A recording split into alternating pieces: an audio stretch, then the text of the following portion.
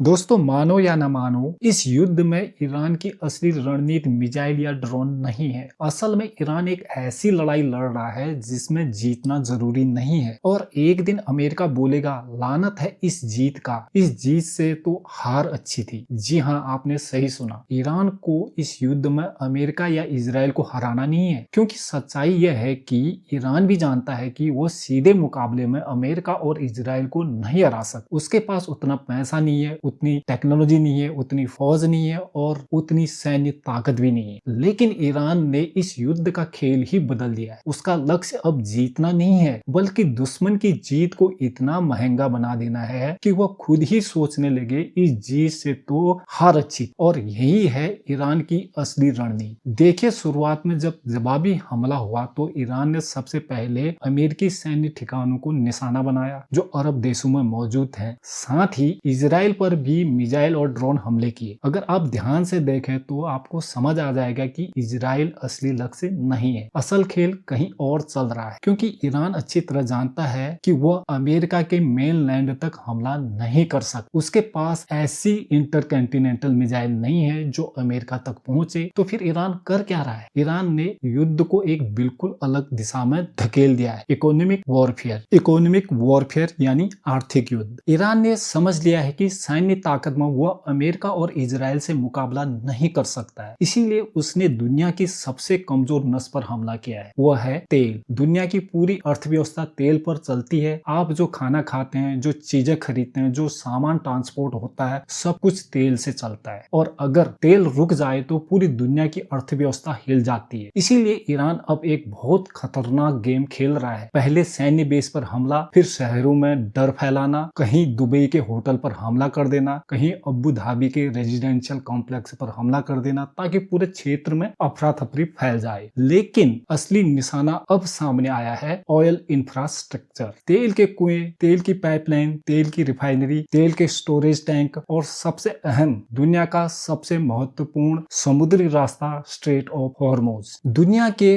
लगभग 20% तेल की सप्लाई यहीं से गुजरती है और अगर यह रास्ता बंद हो जाए तो पूरी दुनिया में तेल का संकट पैदा हो सकता है। और यही ईरान चाहता है। ईरान के सस्ते शाहेद ड्रोन, जिनकी कीमत सिर्फ $2000 है, वे अरबों डॉलर के तेल इंफ्रास्ट्रक्चर को निशाना बना रहे हैं। कहीं पाइपलाइन पर हमला कर रहे हैं, कहीं ऑयल वेल पर आग लगा दे रहे हैं, कहीं रिफाइनरी पर ड्रोन स्ट्राइक कर दे रहे हैं। उसका नतीजा क्या निकला? दुनिया के ऑयल मार्केट्स में भारी उथल पुथल। कभी तेल $100 से ऊपर, कभी $90 से नीचे। हर दिन $10-15 का उतार चढ़ाव। दुनिया को समझ नहीं आ रहा है कि कल तेल मिलेगा भी या नहीं। और यही आता है ईरान का असली लक्ष्य। ईरान के एक ब्रिगेडियर जनरल ने साफ कहा है, अगर दुनिया में तेल की कीमत $200 प्रति बैरल पहुंच जाती है तो ईरान इस युद्ध को जीत चुका होगा।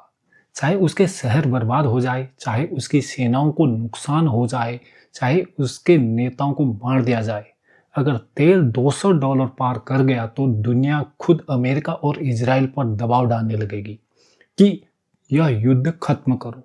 कल्पना कीजिए, जब तेल $200 का होगा तो दुनिया भर में महंगाई आसमान छू जाएगी। खाने पीने का सामान महंगा, ट्रांसपोर्ट महंगा, गैस महंगी, बिजली महंगी। और तब दुनिया के बड़े देश फोन करेंगे डोनाल्ड ट्रंप और नेतन्याहू को और कहेंगे यह युद्ध खत्म करो, नहीं तो पूरी दुनिया की अर्थव्यवस्था डूब जाएगी। यानी दोस्तों, ईरान ने युद्ध का मैदान बदल दिया है। पहले यह लड़ाई थी ड्रोन बनाम इंटरसेप्टर, मिसाइल बनाम एयर डिफेंस, लेकिन अब यह बन चुकी है ग्लोबल इकोनॉमी वर्सेस वॉर। और यही कारण है कि अमेरिका के पास इस युद्ध का साफ एग्जिट प्लान नहीं दिख रहा है, क्योंकि जितना यह युद्ध लंबा चलेगा उतना ही तेल महंगा होगा और उतना ही दुनिया का दबाव बढ़ेगा। यानी ईरान का प्लान बहुत साफ है।